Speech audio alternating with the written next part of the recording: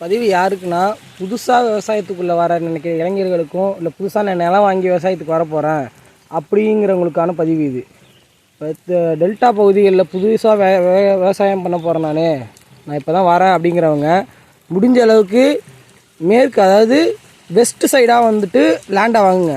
ஏன்னா almost delta ஃபுல்லாகவே west to east தான் வந்து வாட்ரு வந்து ஃப்ளோ ஆகும்.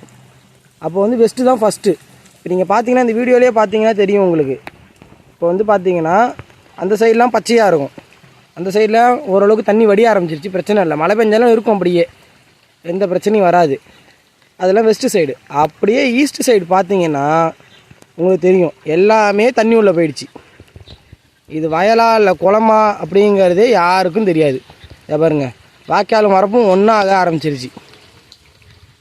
இது தெரியாமல் நீங்கள் புதுசாக விவசாயத்துக்குள்ளே வரேன் நான் புரட்சி பண்ணணும்னு நினச்சிங்கன்னா இது உங்களை வச்சு செஞ்சிடும். ஃபிசிக்கலாகவும் உங்களை டேமேஜ் பண்ணும், மென்டலியாகவும் டேமேஜ் பண்ணும், ஃபைனான்ஷியலாக ரொம்ப டேமேஜ் பண்ணிடும். இப்போ இந்த தண்ணியில் இருக்குது பாருங்கள், இது கிட்டத்தட்ட இது 2வது நாளாக இதுமாதிரி தண்ணியில் இருக்குது. இன்னொரு 3 நாள் தண்ணியில் போச்சுனாலே மொத்தமாக அழுகினும், வேலை முடிஞ்சிடும். இதுக்கு மேலே அதை காப்பாற்ற முடியாது. இதுக்கப்புறம் இதுக்காக திருப்பி புதுசாக விரை வாங்கணும், திருப்பி வந்துட்டு எல்லா வேலையும் மறுபடியும் பண்ணுற மாதிரி இருக்கும். இப்போ இது வரைக்குமே கிட்டத்தட்ட வந்து ஒரு 20,000 25,000 ஒரு வயலுக்கும் செலவாகிடுச்சு. இதில் பார்த்தீங்கன்னா இப்போ இந்த இதெல்லாம் நீங்கள் வந்து தாங்கிக்கக்கூடிய ஒரு ஆளாக இருக்கீங்க, எல்லாத்தையும் நான் பண்ணிவிடுவேன், எல்லாத்தையும் நான் தாண்டி வந்துடுவேன், இல்லை எனக்கு வந்துட்டு பேக்ரவுண்டு வந்து ஃபார்மிங் பேக்ரவுண்டு இருக்குது, எனக்கு அந்த நாலேஜ் இருக்குங்க மட்டும் தயவு செஞ்சு ஃபார்மிங்க்கு வாங்க. அப்படி இல்லாதவங்க யாரும் ஃபார்மிங்க்கு தயவு செஞ்சு வராதிங்க. குறிப்பாக டெல்டா மாவட்டங்களில். மற்ற மாவட்டங்கள்லாம் கூட நீங்கள் வந்து பம்ப் செட் வச்சு தண்ணி அரைச்சிக்கலாம், எல்லாம் பண்ணிக்கலாம். இங்கேயும் எல்லாம் பம்ப் செட்லாம் இருக்குது.